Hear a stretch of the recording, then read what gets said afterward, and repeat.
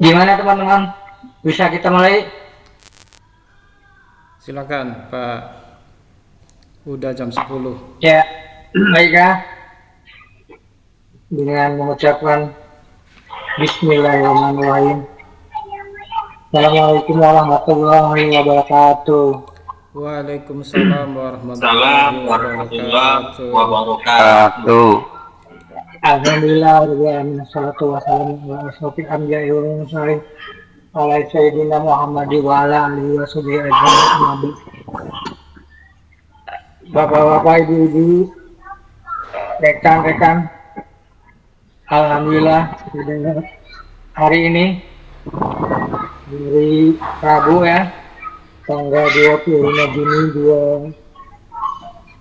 2025 kita bisa bertemu dalam rangka kajian webinar dari kelompok 2 kelas 3.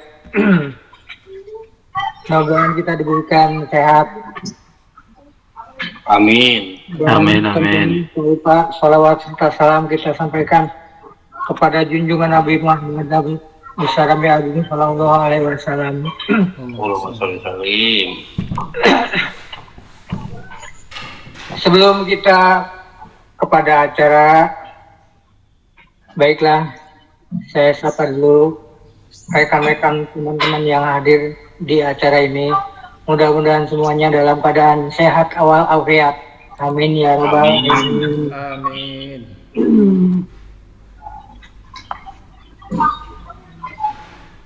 Kelompok 2 dari kelas 3. Pada hari ini kami akan menyampaikan sebuah topik yaitu manajemen konflik dengan tujuan audien mampu memahami manajemen konflik dengan baik, audien mampu menerapkan manajemen konflik di lingkungan kerjanya dengan baik dan berkelanjutan.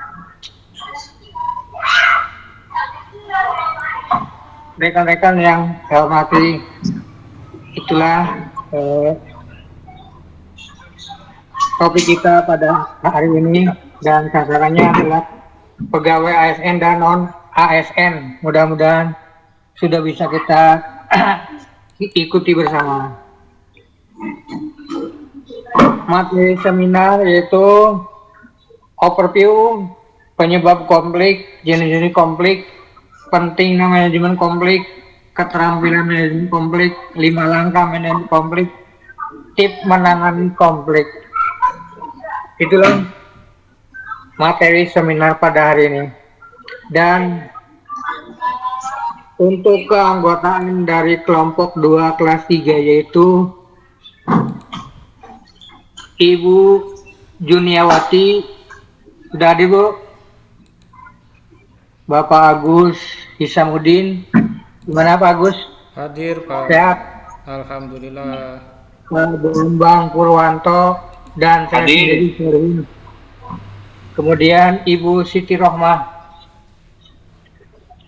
Dan dalam webinar manajemen konflik ini di lingkungan kerja kita, sebagai pembicara satu yaitu Ibu Juniawati NPD, Kepala SDN 1 Karanganyar, dan pembicara kedua adalah Bapak Bambang Purwanto SPD SD, Kepala SDN 2 Durajaya. Untuk moderator saya sendiri, Solin SPD, Guru SD Negeri 2 Durajaya. Notulen 1 Bapak Agus Hisamuddin SPD, Kepala SDN 1 Suranenggala Lor. Dan notulen 2 Ibu Siti Rohmah STW, Dinas Koperasi dan UKM Kabupaten Cirebon.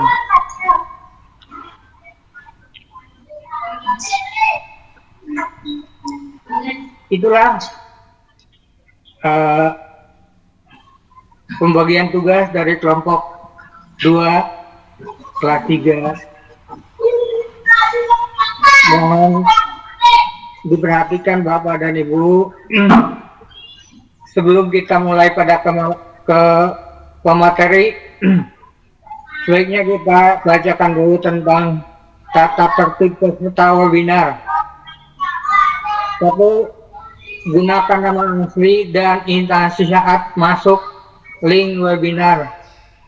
Kedua, matikan mic selama acara berlangsung. Tiga, aktif bertanya lewat chat atau fitur raise hand saat sesi tanya jawab. Keempat, dilarang chat yang tidak relevan atau mengganggu jalannya acara.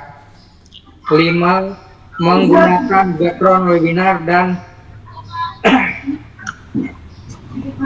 kenakan pakaian sopan, usahakan berada di tempat yang umum. 6, nyalakan kamera saat sesi materi dan dokumentasi bersama.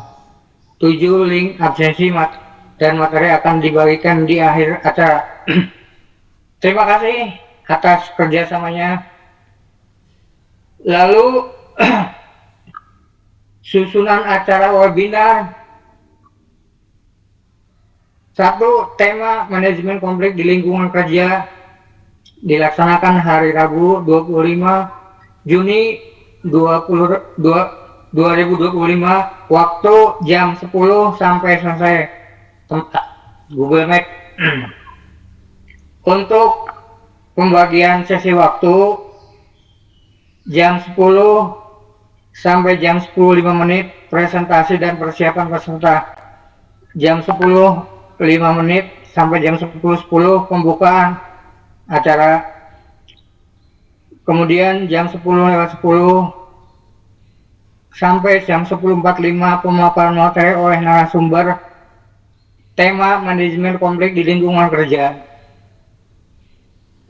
Lalu jam 10.45 sampai jam 11 sesi tanya jawab atau diskusi yang akan dipandu oleh moderator. Berikutnya jam 11 sampai jam 11 lebih 5 menit doa dan penutup. Kemudian kita foto bersama. Itulah acara pada hari ini. Rekan-rekan, bapak-bapak dan ibu-ibu semuanya, semoga acara ini bisa bermanfaat buat kita semua dan menjadikan ladang pahala buat kita bersama. Amin ya rabbal alamin. Amin. Untuk itu marilah kita bersama-sama membuka acara ini dengan bersama-sama membacakan basmalah. Bismillahirrahmanirrahim. Acara berikutnya yaitu pemaparan yang terbagi oleh 2 orang. Silakan Pak bergiliran atau kami ini aja. Untuk itu supaya cepat waktu, kami langsung saja kepada pembicara pertama yaitu kepada Ibu Juniawati MPD. Kami persilakan Bu.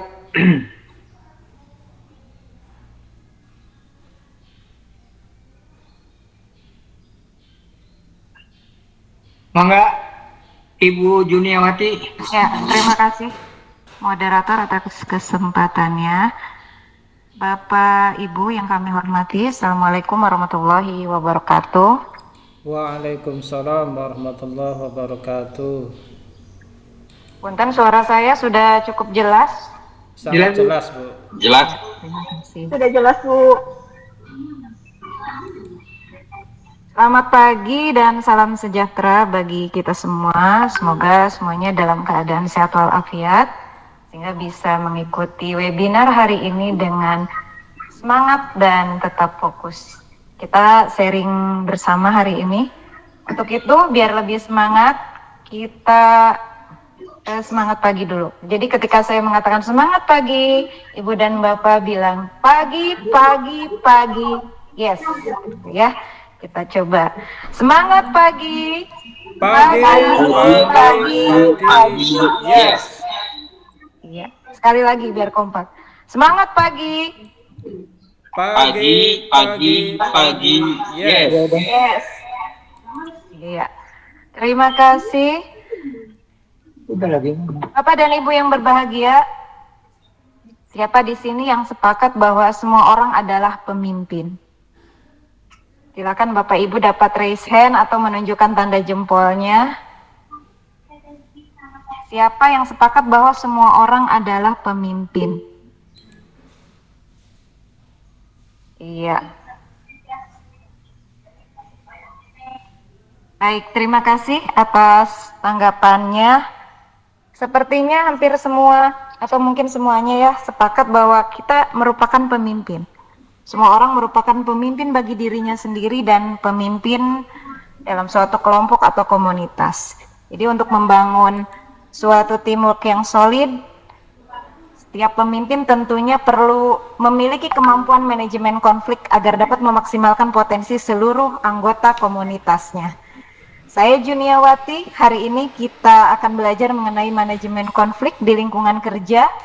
Dengan demikian, Bapak Ibu diharapkan dapat memahami bagaimana menjadi pemimpin yang transformasional yang mampu membangun budaya kerja yang memberdayakan dengan menerapkan manajemen konflik tadi. Selama kurang lebih 30 menit sebagaimana tadi disampaikan oleh moderator, ke depan kita akan sharing tentang hal tersebut. Baik, izin share screen ya Bapak Ibu.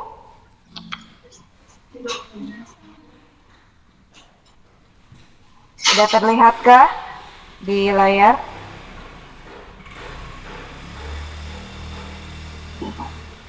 Sudah terlihatkah Bapak Ibu? Sudah, Bu. Sudah ya. Baik. Kita akan membahas mengenai manajemen konflik di lingkungan kerja. Sebelum kita membahas lebih banyak, kita overview dulu Bapak Ibu. Jadi konflik itu berasal dari kata configure, yang berarti saling berbenturan. Ini saya kutip dari buku karangan Bapak Kartono tahun 1991. Dan manajemen konflik sendiri itu proses mengelola, mencegah, atau menyelesaikan perbedaan pendapat, perselisihan, atau pertentangan antara individu, kelompok, atau organisasi yang tujuannya untuk mencapai solusi yang menguntungkan semua pihak yang terlibat, atau setidaknya meminimalkan dampak negatif dan konflik tersebut. Jadi, dapat dikatakan bahwa konflik itu meskipun seringkali dianggap negatif juga dapat menjadi katalisator perubahan positif, inovasi, dan pertumbuhan jika dikelola dengan baik.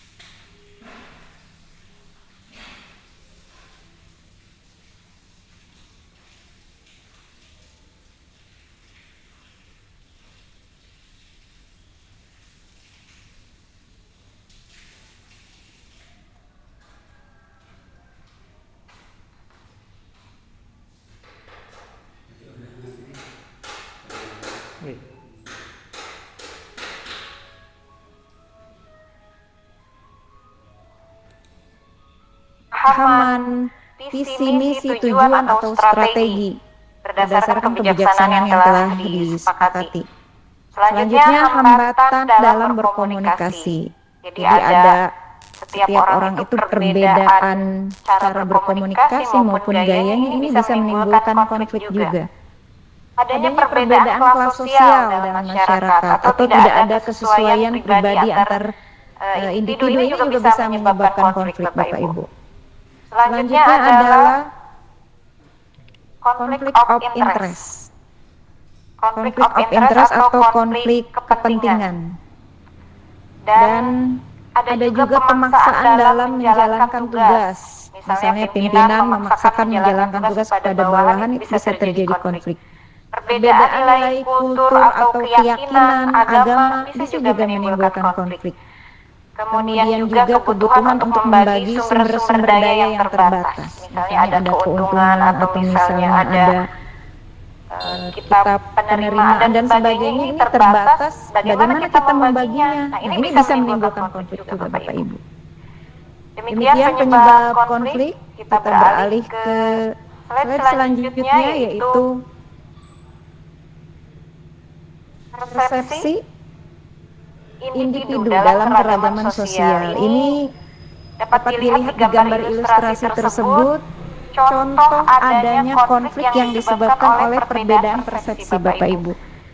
Jika Bapak Ibu lihat bahwa ada dua orang yang melihat sebuah angka dari sudut pandang yang berbeda. Satu sisi melihat bahwa itu adalah angka 6, sementara di sisi lain yang melihat 9. Meskipun objeknya sama, tetapi dengan persepsi atau mindset yang berbeda, maka akan terjadi konflik. Ini sebenarnya sederhana tetapi bisa terjadi konflik. Selain itu, dari hasil berdasarkan ilustrasi tersebut, tadi kan itu konflik yang sederhana. Kalau misalnya keragaman sosial, itu juga bisa menjadi pemicu perbedaan persepsi Bapak Ibu. Apalagi sekarang dengan adanya medsos, itu informasi apapun itu sangat cepat diterima. Ini bisa menyebabkan konflik jika kita tidak menerimanya dengan baik, tidak menggunakan manajemen konflik yang efektif. Nah, disinilah manajemen konflik hadir sebagai ilmu dan seni untuk mengelola konflik atau permasalahan yang ada menjadi sebuah keputusan atau solusi terbaik. Dengan keberagaman sosial yang dimiliki, tentunya seorang pemimpin itu harus menciptakan lingkungan yang positif Bapak Ibu, dengan segala perbedaan individu. Untuk itu kita harus mengidentifikasi karakteristik SDM, termasuk kelebihan dan kekurangannya, bangun komunikasi secara terbuka, rutin lakukan monitoring dan evaluasi, menugaskan orang dengan kepribadian dan karakteristik yang berbeda juga ini bisa menimbulkan kreativitas dan membantu lembaga, organisasi atau kelompok mendapat berbagai perspektif dan ide gagasan yang baik. Dengan demikian, suatu kelompok atau komunitas atau lembaga ini akan lebih siap menghadapi perubahan dan tantangan yang ada. Jadi di sini dapat dilihat jika keragaman sosial itu dikelola dengan perspektif yang berbeda, itu tidak ada masalah.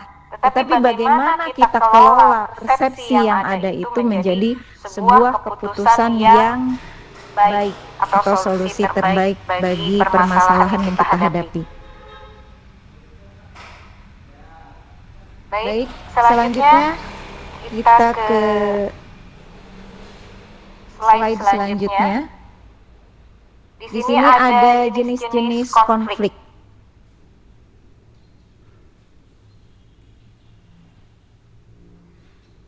Jenis-jenis konflik itu ada beberapa macam.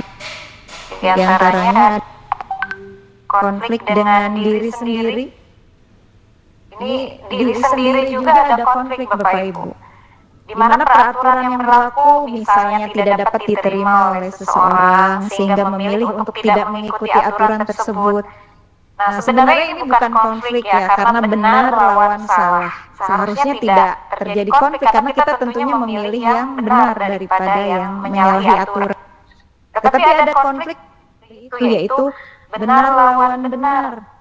Jadi kita melawan beberapa nilai-nilai kebajikan. Apakah kebajikan, nilai kebajikan yang satu yang kita dahulukan di atas nilai kebajikan yang lain.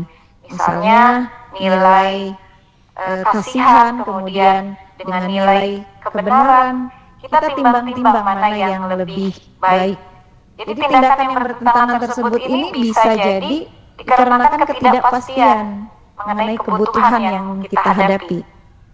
Jadi harus kebutuhan harus dipenuhi, kemudian akhirnya konflik peranan, konflik kepribadian. Bisa juga tugas yang kita emban itu di luar kemampuan. Ini bisa jadi konflik pribadi. Yang kemudian konflik antar personal. Ini konfliknya terjadi biasanya karena atasan dan bawahan, kemudian kepribadian dan kebutuhan. Dan selanjutnya adalah konflik diri sendiri dengan kelompok. Ini dapat timbul karena seseorang harus memenuhi harapan beberapa orang, atau mungkin ada tekanan dari kelompoknya, atau mungkin juga seseorang itu dikucilkan karena tidak mengikuti aturan atau misalkan kesepakatan bersama dari kelompoknya. Ini bisa terjadi konflik. Kemudian konflik antar kelompok. Konflik ini timbul karena adanya ambisi salah satu atau kedua kelompok yang berkepentingan, dan yang paling biasanya muncul itu terkadang ingin menduduki jabatan yang lebih tinggi atau ingin mencapai posisi tertentu. Ini kedua orang atau kedua kelompok ini akan saling bertentangan sehingga terjadilah konflik. Dan yang terakhir adalah intra-sender konflik atau konflik yang timbul karena disampaikannya informasi yang saling bertentangan. Baik Bapak Ibu, sebenarnya itu konflik merupakan proses alamiah dan dinamis. Jadi dinamika yang terjadi di lingkungan kerja ya pasti akan menemukan konflik, menemukan masalah. Masalah hilaf atau salah itu sudah jadi kodrat manusia sebagai makhluk sosial Bapak Ibu. Untuk itulah pentingnya kita memahami manajemen konflik. Barangkali di sini ada yang mau berpendapat atau bisa dituliskan di kolom chat, apa sih pentingnya manajemen konflik menurut Bapak Ibu? Adakah yang bersedia menyampaikan pendapatnya? Atau pendapatnya boleh ditulis di kolom chat Bapak Ibu.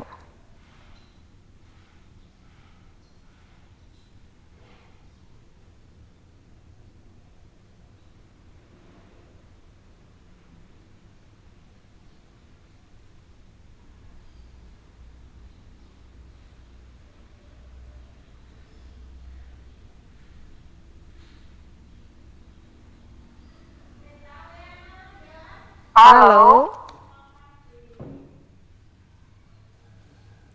Masih terdengarkah suara saya? Halo juga. Masih Bu. Masih Bu. Ada yang mau berpendapat? Atau boleh dituliskan di kolom chat? Yang mau berpendapat boleh di share recent. Sepertinya sudah jelas semua Bu. Bagus, gimana Pak Agus? Boleh ya? Boleh, silakan. Baik, terima kasih Bu Juniah atas pemaparannya yang tadi sangat baik. Menurut saya kenapa manajemen konflik itu sangat penting? Karena seperti yang tadi dibahas oleh Ibu Juniah bahwa konflik itu akan selalu ada. Kita tidak bisa menghilangkan yang namanya konflik. Bahkan konflik itu bisa terjadi pada diri sendiri, begitu ya Bu Juniah. Oleh karena tidak bisa dihilangkan, maka solusi untuk supaya konflik ini tidak berdampak negatif adalah tentu saja dengan di-manage atau diatur sedemikian rupa agar konflik yang ada itu justru memberikan dampak yang positif. Begitu Mbak Bu Juniah. Terima kasih. Baik, terima kasih Pak Agus atas tanggapannya. Kita lanjut ya Bapak Ibu. Jadi betul sekali manajemen konflik itu sangat penting karena apa? Karena yang pertama adalah mencegah eskalasi. Jadi eskalasi itu konflik yang berkepanjangan. Manajemen konflik yang efektif itu diharapkan mampu mengidentifikasi akar masalah dan menyelesaikan konflik pada tahap awal-awal, sehingga mencegahnya memburuk dan meluas ke area lain. Jadi ini penting sekali. Jangan sampai nanti masalahnya sudah berlarut-larut baru kita selesaikan. Gitu ya Bapak Ibu. Pahami konflik, maka individu atau organisasi itu akan dapat mengambil langkah preventif. Sehingga ketika menemukan masalah yang sama atau berbeda, mereka sudah siap gitu Bapak Ibu. Selanjutnya adalah menciptakan solusi yang konstruktif sehingga mengubah konflik menjadi peluang dengan cara memahami dan perspektif berbeda seperti tadi. Solusi bersama, kita duduk bersama, kemudian diskusikan, maka akan ditemukan ide-ide baru dan perbaikan dalam proses kinerja kita. Kemudian yang ketiga adalah meningkatkan hubungan dan komunikasi. Ini bisa menciptakan hubungan yang positif di lingkungan kerja karena budaya yang dibangun adalah bersifat terbuka, kolaboratif, dan suportif. Dan yang keempat adalah tentunya meningkatkan produktivitas. Jadi manajemen konflik itu kalau dikelola dengan efektif, tentunya dapat menciptakan lingkungan kerja yang lebih positif, kemudian mengurangi stres dan meningkatkan semangat kerja.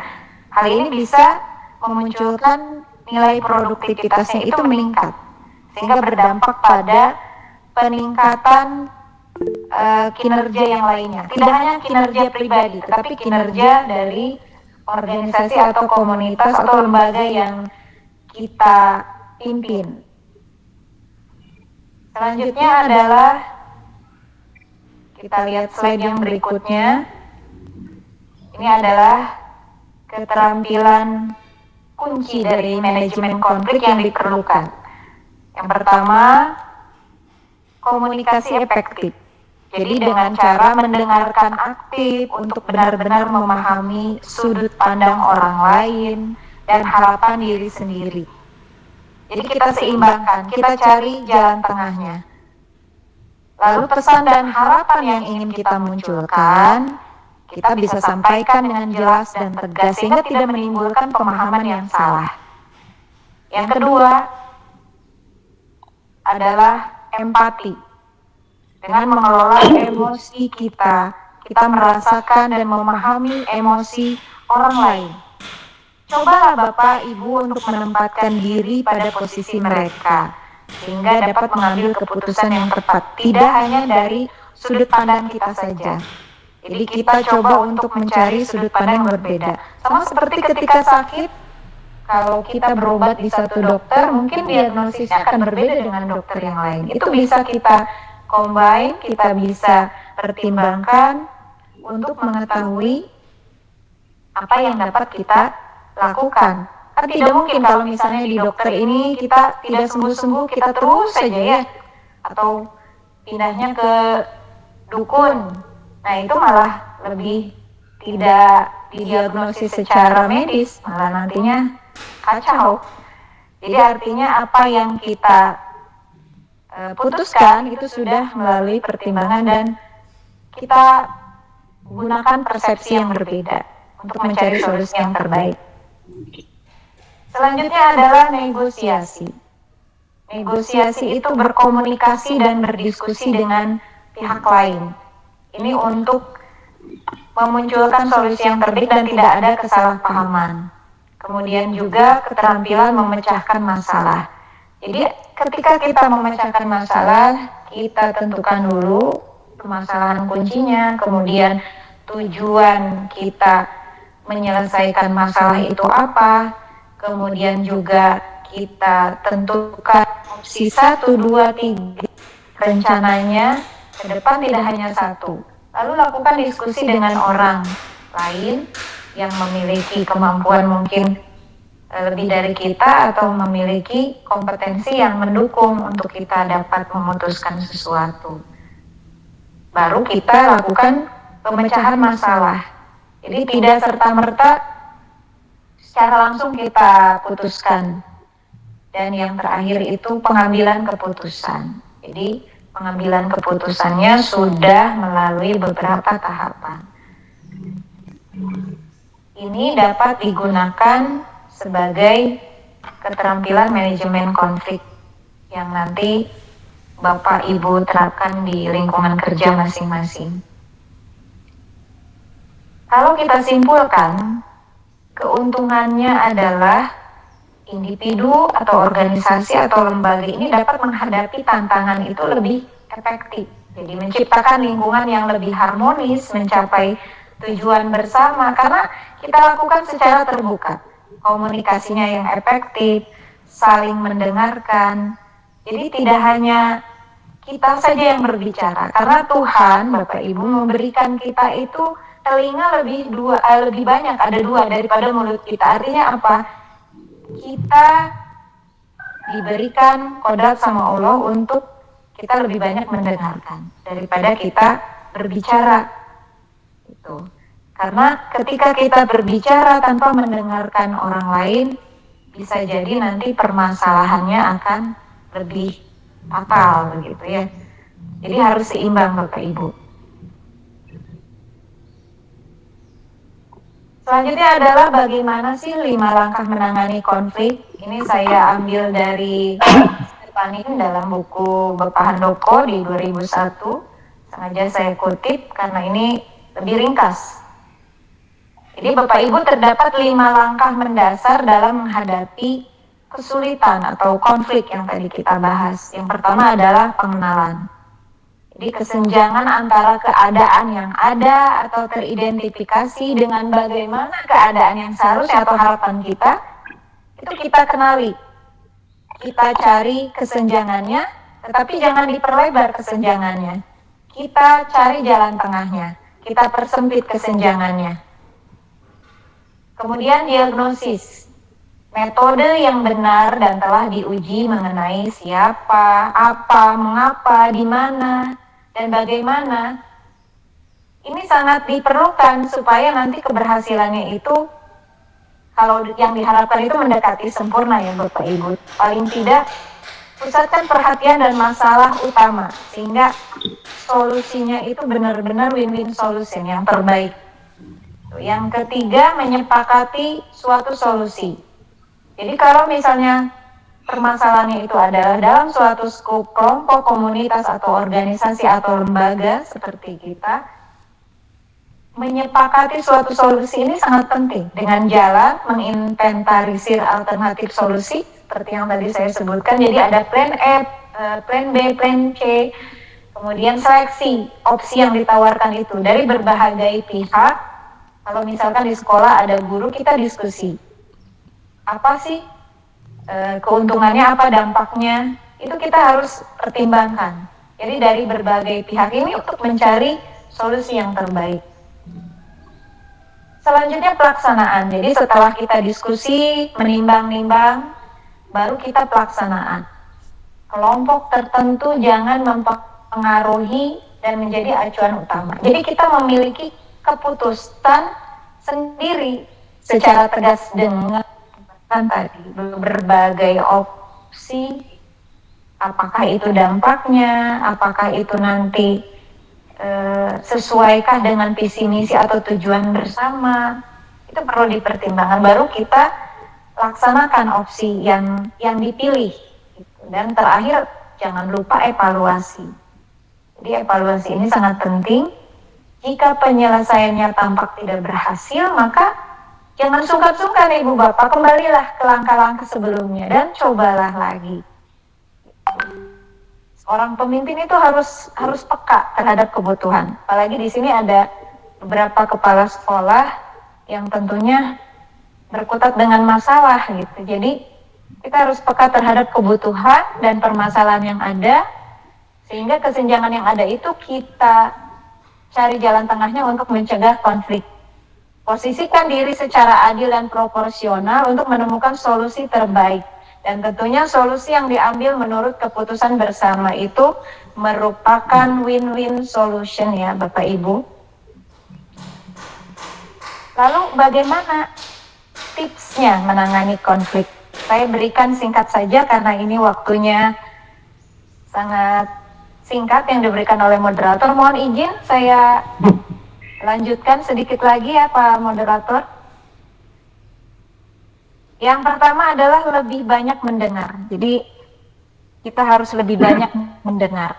Saling mendengarkan akan membuat perbedaan itu lebih jelas. Lalu berdiskusilah. Turunkan ego. Maka ketika kita sudah menurunkan ego itu suasana itu akan kondusif. Setelah suasana kondusif mulai bicarakan konflik untuk menyelesaikannya. Jadi jangan ketika panas ya, sama-sama emosi. Fokus di peristiwa bukan kepribadian Bapak Ibu. Jadi jangan sampai kita memutuskan masalah karena kebencian kepada orang tersebut. Tetapi dari solusi yang dia tawarkan atau peristiwa yang sedang kita hadapi. Jadi menyelesaikan konflik ini adalah tujuan utama, itu yang harus kita ingat. Identifikasi poin kesepakatan itu juga tidak kalah penting. Harapannya akan terjadi kesamaan penilaian terhadap hal yang dipermasalahkan. Itu tips singkat dari saya. Di akhir presentasi ini, saya mengajak Bapak Ibu untuk mencoba menerapkan manajemen konflik yang telah kita bahas hari ini. Mulailah dari hal kecil, dengarkan lebih banyak, tanggapi dengan tenang dan cari solusi bersama. Terima kasih atas perhatian Bapak Ibu semuanya. Selanjutnya ialah sesi tanya jawab. Saya kembalikan kepada Bapak Moderator. Assalamualaikum warahmatullahi wabarakatuh. Waalaikumsalam warahmatullahi wabarakatuh.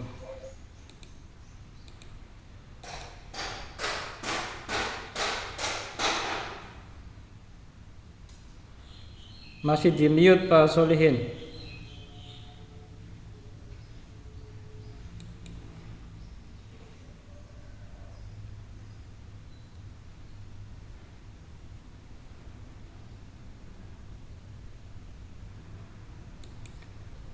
Pak Solihin, mic-nya masih off, Pak. Oh iya. Iya. Masih ada waktu ya, sekitar 10 menit lah, atau 5 menit. Barangkali untuk pembicara kedua, Pak Bambang. Oh iya. Ditambahkan apa, Pak? Terima kasih.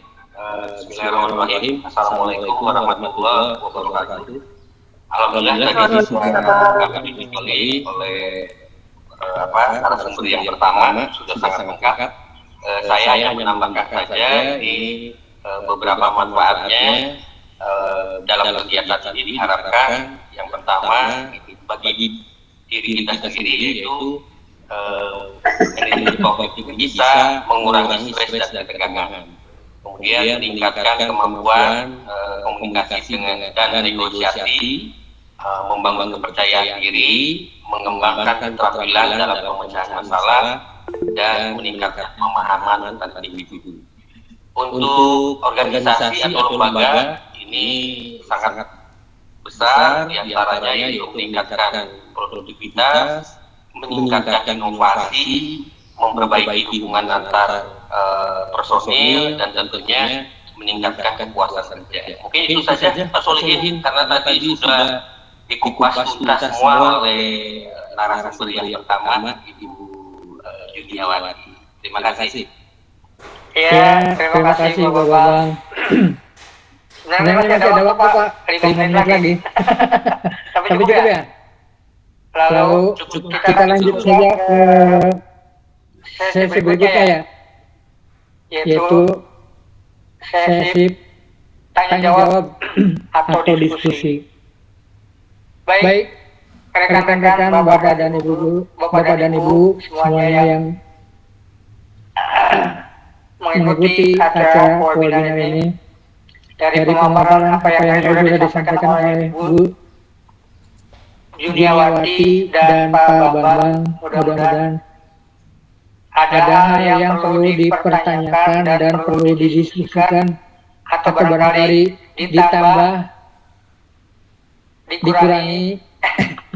Maka rekan-rekan, bagaimana nih? Apakah saya akan membagi sesi setiap sesi satu pertanyaan itu 2 orang atau cukup satu langsung dijawab? Gimana? Satu sesi 2 pertanyaan saja mungkin sementara ya, Pak. Sesi 2 pertanyaan. Silakan yang mau bertanya.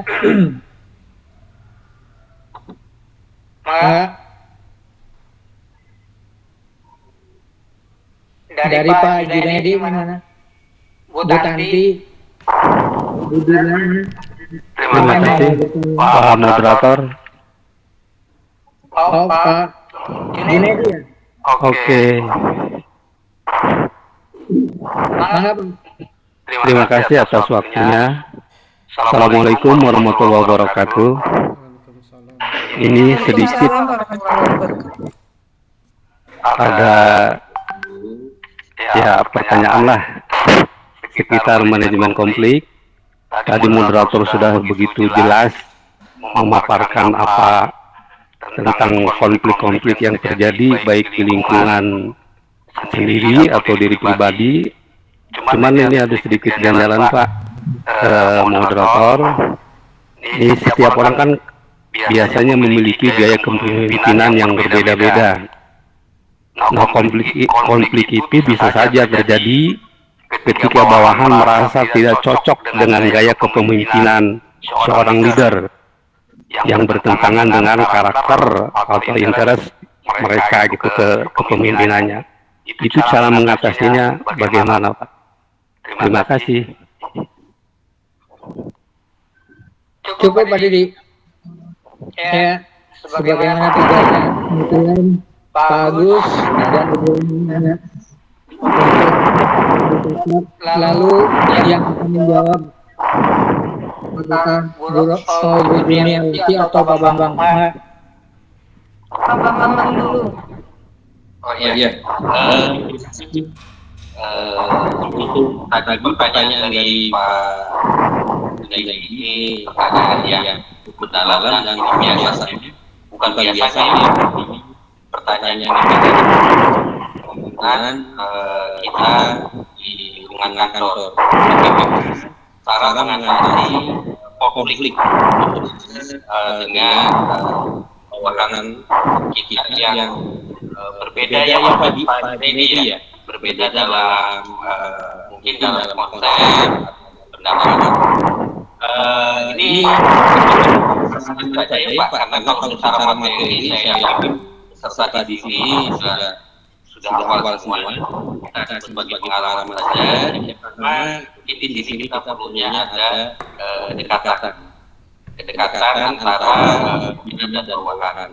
Yang jelas kedekatan antara pimpinan dan bawahan ini secara emosional ini tentunya berperan sangat banyak masalah.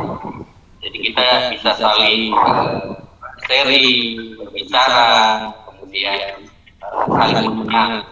Nah ini langkah yang kedua. Setiap pimpinan ini harus sungguh-sungguh. Semua keputusan diambil dengan kebijakan yang matang. Ini didapat dari bukan hanya pendapat dari pimpinan saja yang benar, tetapi pimpinan juga harus mempertimbangkan rekan-rekan yang ada di bawahnya, terutama untuk sharing mengatasi suatu masalah. Tentunya setelah tadi pendekatan, kemudian dengan sharing dan yang itu kita mau mempunyai tanggung jawab dalam bekerja sama dengan munculnya rasa tanggung jawab bersama ini, insya Allah Pak Junaidi tadi yang dipertanyakan oleh Pak Junaidi ini akan beratasi, karena sebetulnya manajemen konflik ini bisa diselesaikan dengan tidak sampai luas, tetapi dengan boleh dikatakan humanis. Nah, mungkin itu Pak. Selanjutnya Bu Juni ini siap-siap kayaknya. menambahkan atau ini. Terima kasih Pak Bambang. Saya rasa dari yang disampaikan oleh Pak Bambang sudah cukup jelas. Intinya setiap gaya kepemimpinan seseorang itu menunjukkan setiap orang itu memiliki perbedaan. Tidak mungkin kita menyamakan semua orang itu, atau orang lain harus mengikuti keinginan kita, atau kita harus sesuai dengan apa harapan kita. Tidak harus seperti itu. Jadi intinya selama perbedaan itu dikelola dengan baik seperti tadi yang disampaikan oleh Pak Bambang dengan cara berkolaborasi, tujuannya adalah untuk Bapak di sekolah ya. Iya. Iya. Ketika keputusan pimpinan itu memang untuk kebaikan sekolah, kita harus hargai. Kecuali kalau misalnya bertentangan. Tadi seperti yang Pak Bambang katakan, kita akan pendekatan, mediasi, ngobrol. Gitu. Kalau misalnya tidak sesuai, baru kita lakukan opsi yang lain. Gitu. Selama kebijakannya tidak bertentangan sih, saya pikir boleh-boleh saja berbeda demi kebaikan sekolah. Itu mungkin tambahan dari saya. Intinya ada yang cepat, ada yang lambat, ada yang beda, gaya ke kiri, gaya ke kanan. Tiap orang tidak akan sama, Pak Jumadi. Bervariasi ya Bu. Bervariasi. Jadi intinya sih bagaimana kita memahami situasi dan kondisi. Jadi tidak berpikir yang terlalu jauh. Begitu mungkin Pak Junaidi. Terima kasih Bu atas paparannya.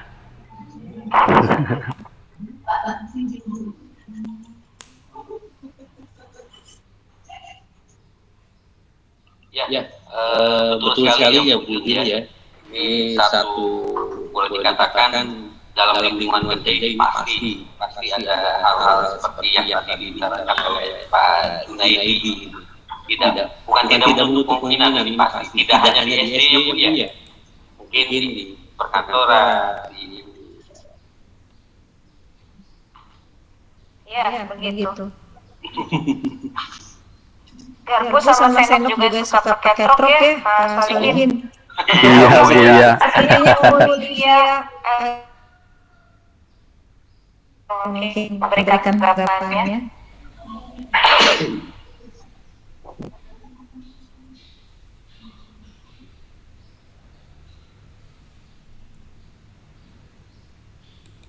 Pak Solihin masih di off mic-nya Pak. Selamat pagi. Izin bertanya, apakah Bapak atau Ibu pernah berada dalam posisi harus memilih antara menjaga hubungan baik dengan rekan kerja atau menyuarakan kebenaran dalam konflik? Bagaimana Bapak atau Ibu mengatasinya dan apa risikonya? Terima kasih.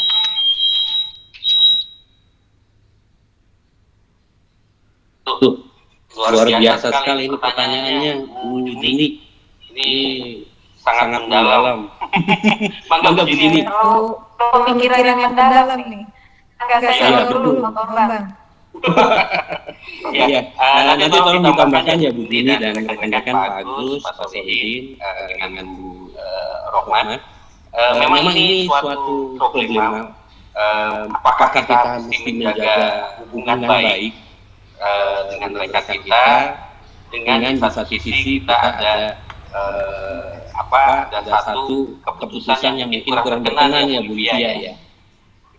Memang ini pilihan yang sangat sulit, tetapi sebagai seorang yang profesional kita mengutamakan yang jelas ini ya Bu Dia. Kita mengutamakan aturan yang berlaku. Aturan dan keputusan yang berlaku. Walaupun itu secara tidak langsung bertentangan dengan rekan kerja kita. Karena insya Allah kalau orang-orang yang sudah profesional itu bisa menempatkan dia di mana saatnya kita berdebat, di mana saatnya kita harus mengungkapkan walaupun itu boleh dikatakan sesuatu yang tidak enak. Kita ungkapkan tidak masalah. Yang penting kita koridornya menuju koridor yang betul, meluruskan yang salah. Begitu juga yang salah kita betulkan gitu. Tanpa menginginkan hubungan boleh dikatakan hubungan persahabatan. Dan insya Allah dengan adanya kita berpikiran seperti ini, kita mengharapkan rekan-rekan kerja, terutama rekan-rekan yang tidak hanya di dulu di birokrasi yang lainnya, agar supaya kita selesai kegiatan, selesai kita membahas sesuatu yang sudah diungkapkan dan menjadi satu keputusan, itulah yang harus diambil. Setelah itu selesai, kembali ke kodrat kita sebagai sahabat atau sebagai teman. Jadi itu mungkin memang ini bukan ini ya pernah saya alami, dan itu solusi kata Bu Juniawati, solusinya seperti itu. Jangan sampai nanti setelah kegiatan hubungan persahabatannya putus ya Bu Juniawati ya. Ya, maka selanjutnya baru kita tambahkan dari yang lain.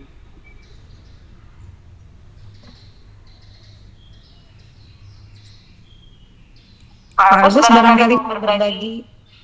Boleh. Curhat, Pak. Ya. Baik, terima kasih atas kesempatannya. Pertanyaan yang disampaikan oleh Ibu Alfia Ardia itu sebetulnya merupakan dinamika biasa dalam kehidupan kita di tempat kerja ya. Saya pun pernah mengalami ketika musimnya penilaian kinerja guru atau PKG, iya, itu biasanya para guru itu menghendaki, Pak, sudahlah, nggak usah dipantau ketika kegiatan KBM di kelas, yang penting foto-fotonya saja gitu. Adapun kegiatan observasinya tidak usah dilakukan karena dengan alasan malulah, takut salahlah dan lain sebagainya. Namun saya tetap berpegang bahwa ini adalah bagian dari kegiatan penilaian yang harus dilakukan. Jadi saya tetap memberikan pengertian kepada guru-guru bahwa observasi kegiatan pembelajaran di kelas ini merupakan suatu keharusan yang harus saya lakukan sebagai seorang pimpinan. Dan akhirnya guru-guru pun ya bersedia setelah dijelaskan seperti itu. Begitu kira-kira mungkin contoh kejadian nyata atas apa yang ditanyakan oleh Ibu Alfia. Begitu, terima kasih.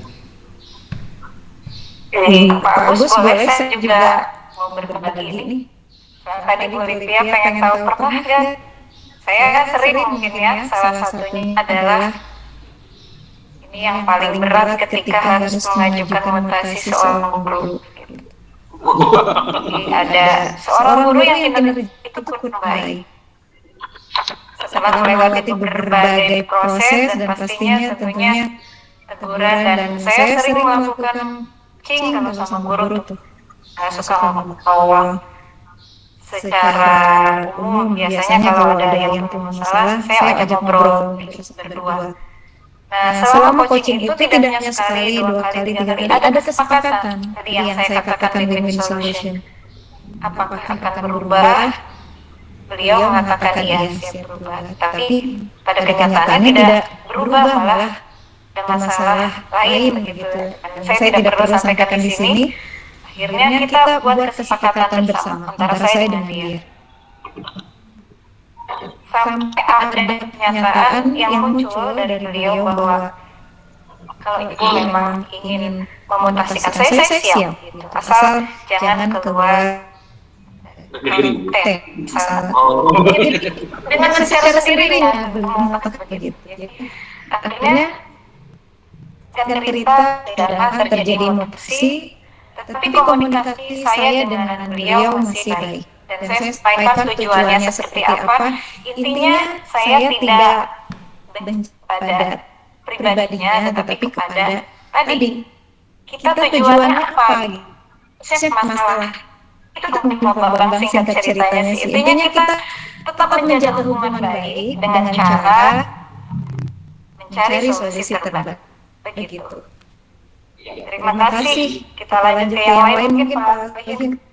jadi kayaknya ini curhatan beberapa kepala sekolah dan mungkin beberapa pimpinan yang intinya ini diskusi ini luar biasa ya kita kalau secara materi insya Allah saya yakin semua sudah menguasai ini di kegiatan ini kita sharing bertukar pikiran dan tentunya saya juga sangat luar biasa ya Bu ya ini teman-teman yang ada di layar ini insya Allah akan menjadi calon pimpinan ke depan dengan adanya tadi masuk dari Bu Juniawati, Pak Amin. luar biasa. Kayaknya tadi saya katakan Pak Edi, Pak Bambang, itu tidak hanya sebagai ilmu, tapi seni. Orang akan berbeda. Bagaimana? Oke.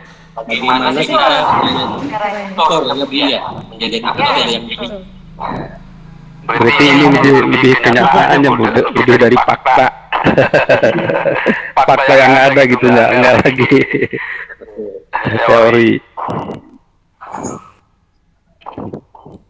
Selanjutnya kayaknya Bu Rizky. Bu Rizky itu kasihan.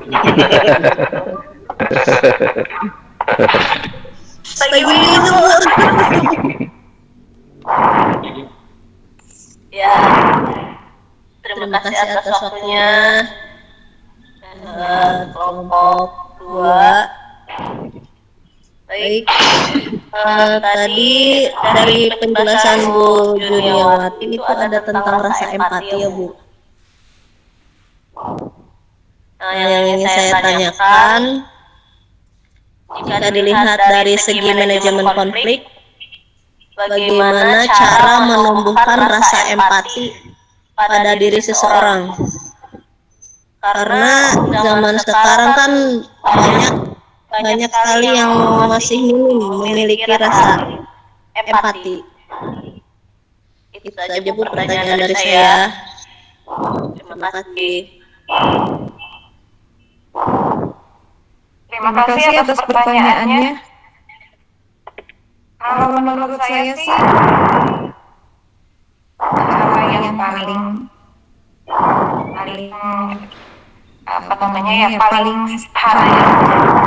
Coba kita cubit tangan kita. Cubit. Ada bakal dicubit. Suruh cubit. Ya, suruh cubit ya. Suruh cubit. Suruh cubit. Kalau kita mencubit tangan kita, apalagi kita mencubit orang lain gitu. Jadi artinya ketika orang lain itu merasakan seperti itu, kita coba menempatkan diri pada posisi dia begitu. Jadi intinya sih, kelola emosi itu tidak serta-merta perlu pemahaman, perlu latihan gitu. Jadi semakin kita lembut, semakin kita memahami keadaan orang lain, lingkungan, tidak ego terhadap diri sendiri, itu akan semakin kita terlatih untuk berempati kepada orang lain. Begitu mungkin Pak Bambang. Iya. Pak Bambang barangkali akan menjelaskan lebih. Waduh. Ya, memang tadi sudah jelas semuanya Bu ya oleh Bu Juniawati. Saya hanya menambahkan saja betul Bu. Kalau namanya sudah kembali ke empati, berarti kembali ke apa yang kita rasakan. Disinilah nanti teman-teman akan boleh dikatakan seiring dengan waktu, teman-teman yang masih muda hendaknya dalam mempertimbangkan sesuatu itu pertimbangkan jangan hanya satu kali, tetapi pertimbangkan langkah atau efek dampak yang akan terjadi ke depan. Nah, disinilah perlunya suatu pimpinan dalam mengambil suatu tindakan. Apakah tindakan yang kita laksanakan ini akan mempunyai dampak seperti apa? Jadi saya hanya menambahkan dari Duniawati, memang kita kembali, kalau kita melakukan sesuatu ini apakah menyinggung orang tersebut atau membuat apa. Makanya kita guru-guru itu kita menanamkan pada anak didik kita itu untuk selalu mengucapkan salam, terima kasih, dan mohon maaf. Ini mungkin dasar-dasar ya Bu ya, dasar-dasar empati ke depan yang tentunya ya berkaitan dengan kegiatan yang kita laksanakan. Mungkin itu saja, sudah jelas sekali tadi ya Bu Duniawati. Pak Agus bagaimana tuh Pak? Barangkali pengalaman. Saya rasa cukup Pak. Udah jam 11. Oh, siap. Jadi intinya sih kembali ya Pak, karena ini adalah manajemen konflik. Jadi intinya kembali yang mendasari kita berdiskusi pada hari ini adalah pengalaman kita dalam berbagi informasi, berbagi ilmu, yang tentunya saya yakin kegiatan ini sangat bermanfaat ya Bu Duniawati. Secara teori, secara ilmu kita menguasai, tetapi kalau dalam pengalamannya kita ada. Ya betul sekali Pak Bambang. Tadi makanya tujuan dari webinar kali ini, sebagaimana tadi disampaikan oleh Pak Solihin, bahwa diharapkan para peserta webinar ini bisa menerapkannya secara berkelanjutan. Iya betul. Jadi tidak sekali dua kali, karena kita pasti akan selalu menemui konflik. Oke, kita terlatih, maka kita akan semakin dewasa dalam hadapi semua masalah yang ada. Ya. Intinya tidak akan jadi masalah kalau kita tidak akan jadikan hal tersebut masalah, begitu, Pak Bambang. Betul.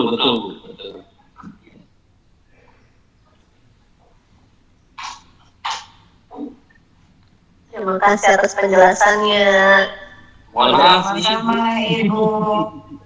Maka dikembalikan ke Udah Pak sangat Solihin. jelas. Ya.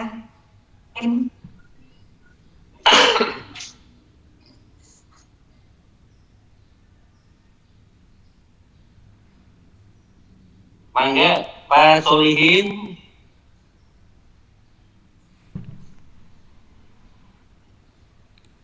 Mikrofonnya masih mati Pak Solihin.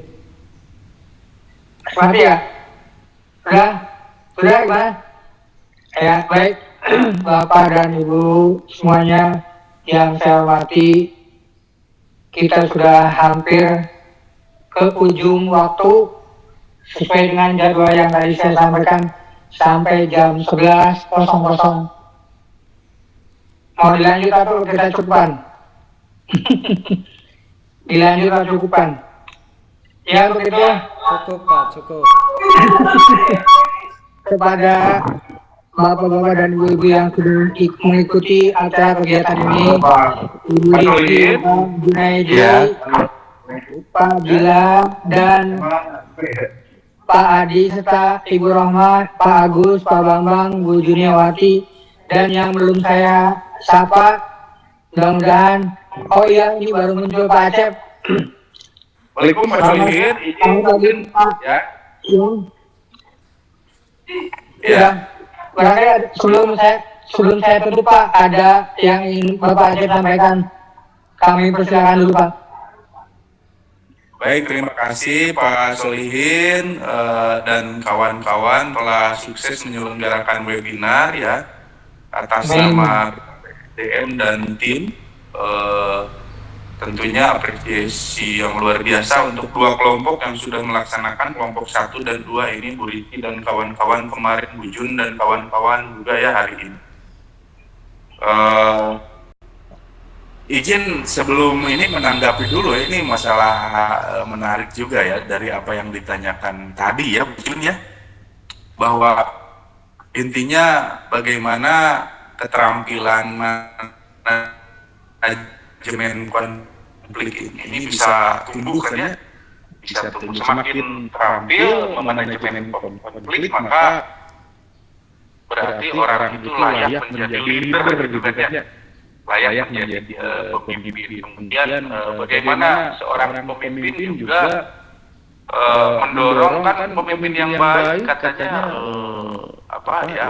adalah orang-orang yang menumbuhkan pemimpin-pemimpin lain di sekitarnya, kira-kira begitu Rizky ya.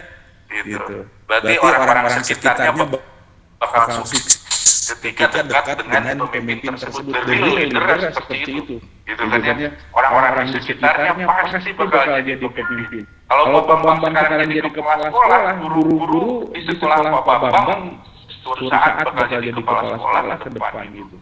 Karena pemimpin yang oleh Pak Bambang kan gitu.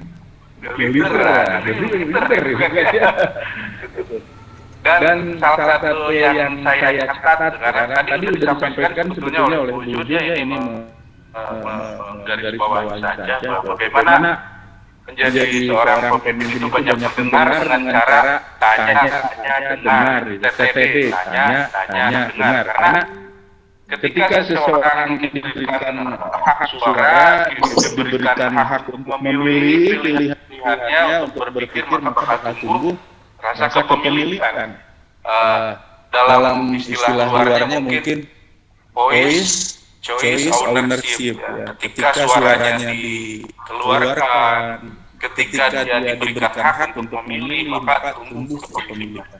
Bayangkan kita jadi foto kita tidak ada dalam sebuah album, pasti kita membuangnya walaupun bagus itu karena tidak ada saya di sana, kan ibaratnya begitu. Jadi bagaimana seorang leader itu mendorong semuanya berpartisipasi dan berperan dalam bakat dan minatnya masing-masing, sehingga ada dalam gambar itu choice ownership. Dan strategi utama yang menangani konflik itu saya pernah diberikan sebuah buku oleh salah satu media Iswara BBB Jabar. Ketika saya teliti ternyata buku itu tadi yang dikatakan oleh Bu Jun ya. Intinya manajemen konflik yang terutama bagaimana keterampilan win-win solution. Karena semuanya punya kepentingan, semuanya punya ide, semua gagasan. Bagaimana itu kepentingan gagasan itu ditampung sehingga menjadi gambaran yang sama, gambaran orang mana gitu ya. Semua orang merasa memiliki, gitu kan. Begitupun seorang guru pasti punya bertanya dan siswa karena guru adalah leader di kelas masing-masing gitu. Baik. Tentunya landasan yang sudah disampaikan oleh Jun tadi mulai mengurangi bagaimana anggapan halayak, bagaimana efektivitas, bagaimana keberdampakan, dan bagaimana juga peraturan. Jadi peraturan bukan yang utama di sini. Ya.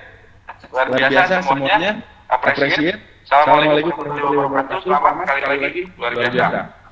Ya. Waalaikumsalam warahmatullahi wabarakatuh.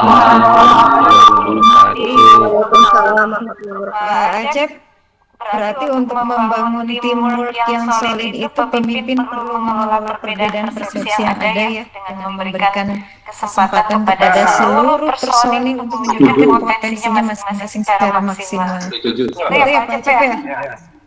Ya, perannya masing-masing ya. Diferensiasi peran, tapi perannya masing-masing itu kan diferensiasi.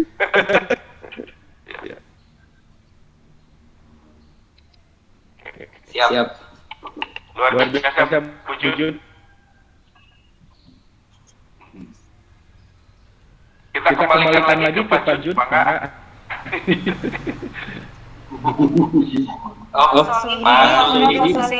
Solihin. Kesimpulannya Pak Agus, gimana? Baik, terima kasih Bapak dan Ibu semuanya. Tibalah kita di penghujung acara webinar kita pada hari ini. Izinkan saya menyampaikan kesimpulan atas apa yang tadi dipaparkan oleh narasumber. Singkat saja kesimpulannya, bahwa kita sebagai manusia adalah ditakdirkan menjadi pemimpin minimal bagi dirinya sendiri. Dan dalam menjalankan perannya sebagai pemimpin itu, manusia kita tidak bisa lepas dari yang namanya konflik, bahkan konflik dengan diri sendiri. Oleh karena itu diperlukan adanya manajemen, pengaturan, pengelolaan agar konflik itu tidak menjadi dampak negatif, tapi justru berdampak positif, menumbuhkan kedewasaan kita, menumbuhkan rasa empati kita terhadap orang lain, dan menumbuhkan kolaborasi serta kerjasama yang baik dengan orang lain. Terima kasih. Saya kembalikan ke moderator.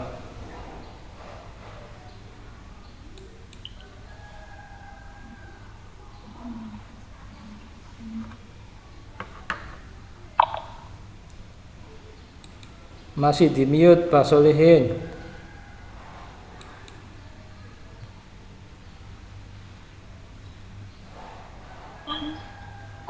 Ya. Terima kasih Pak Budi yang sudah menyimpulkan Bapak-bapak dan Ibu-ibu peserta webinar yang saya hormati. Sampailah pada puncak acara, dan sebelum kita berpisah, tentunya saya sebagai moderator barangkali ada hal yang salah dan yang kurang, mohon dimaafkan, dan kami pun sampaikan ucapan terima kasih kepada khususnya kelompok 2 dan umumnya para peserta. Dan marilah kita tutup acara ini dengan bersama-sama membacakan hamdalah. Alhamdulillahirabbil alamin. Daftar hadir Bu Rohmah disampaikan belum? Oh iya, daftar hadir. Silakan Pak Budi, ini ya daftar hadir. Bu Rohmah, daftar hadir dibuat belum?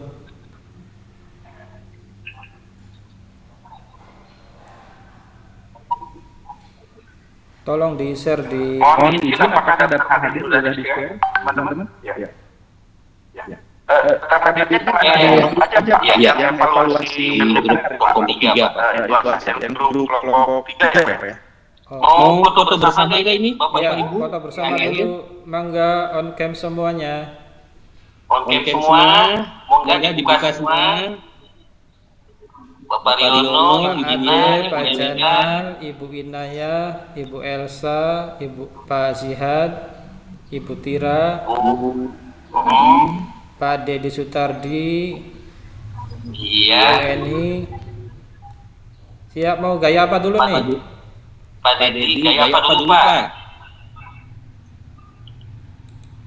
Cirebon Katon, Pak. Kelompok 2 dulu atau Cirebon Katon dulu? Boleh kelompok 2 dulu, kelompok 2, nanti Cirebon Katon ya. Kelompok 2 begini ya.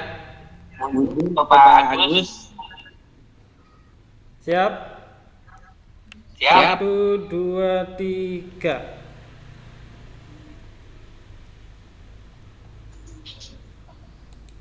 Apalagi gayanya Cirebon Katon. Cirebon Katon. Semuanya ya Pak? Iya, semuanya. Semuanya. Oke, 1, 2, 3. Oke, apalagi gayanya? Gaya apa nih Pak? Literasi. Oh, literasi. Literasi. Oke. Coba dicontohkan Pak, literasi. Kayak gini ya. Oke, siap. 1, 2, 3. Oke. Ada lagi gaya kupu-kupu, gaya katak.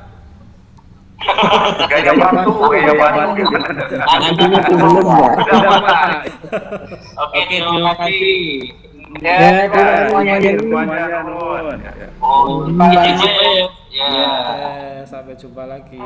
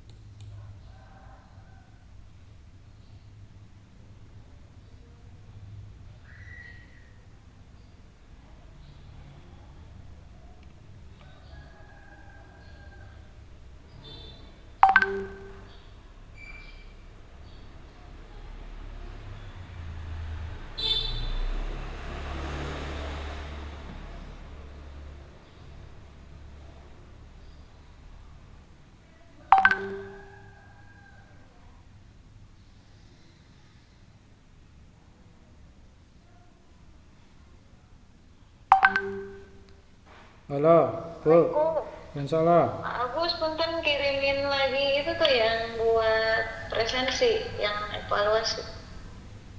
Presensi ya? Yang ini buat peserta webinar tuh.